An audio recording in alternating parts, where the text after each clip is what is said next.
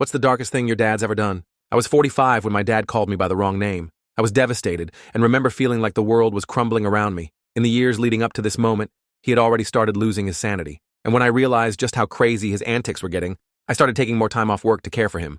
But still, he showed no signs of improvement. And it was just when we finally started making progress with his Alzheimer's, he called me by his brother's name instead of my own. And then he tried to get me to put him on the phone with his dead wife. He cried when I reminded him of her passing, then asked to talk to her again a few hours later. Soon after that came the moment every son dreads. I had to admit him to a nursing home. I was lucky enough to be able to afford a nice one, but it still hurt, a lot. By this point, he was in a wheelchair, and as I brought him up to his room with the nurse, I felt like I was the Athenian court, pushing Socrates towards the cup of poison that led to his death. When we got to his bed, I set everything up in the way he liked. "I don't blame you, son.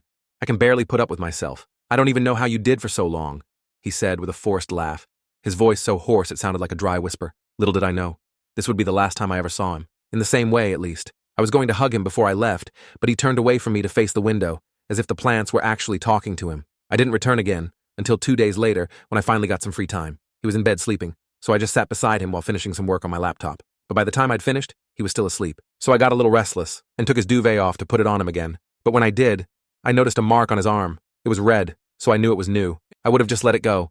But there was this weird, nagging feeling in my head that wouldn't leave me alone. So for the next few weeks, I paid very close attention. Every time I visited, he had fresh marks on his arms, legs, joints, everywhere. I knew it had to be more than just old people's clumsiness. So I decided to tell the nurse about it, which turned out to be something I still regret to this day. "He just gets fidgety sometimes, you know how old people are," she told me. After that, the nurse practically ran off. That answer wasn't enough for me. So my naive self came up with a new plan, to tell another nurse about it. "Well, he hasn't said anything about being in pain, has he?" She said it in a sarcastic tone. It was condescending, cold. After that, I stopped asking about it, partly because I felt too awkward, but mostly because I didn't want to annoy the staff members who were around my dad all day. I didn't even consider that there was something much darker going on. And for the next few weeks, everything seemed fine. No more injuries. My dad was laughing, going on walks, until one day, when I noticed a rusty color on the armpits of my dad's t-shirt. It was obviously from his deodorant, but it grossed me out so much that I just had to help him change. But when I pulled the shirt off, I was so shocked my eyes nearly popped out of my head, because on his right upper arm was a large, dark bruise. My stomach twisted, and I felt like I wanted to puke. I felt so many emotions at once. It was clear that it wasn't a natural injury, or clumsiness. The nurses thought they had gotten away with it, that I was just another son who didn't really care about his dad. But my dad was my superhero, and they were about to see wrong, they really were. I don't have time to finish the story in this short video, but it gets intense.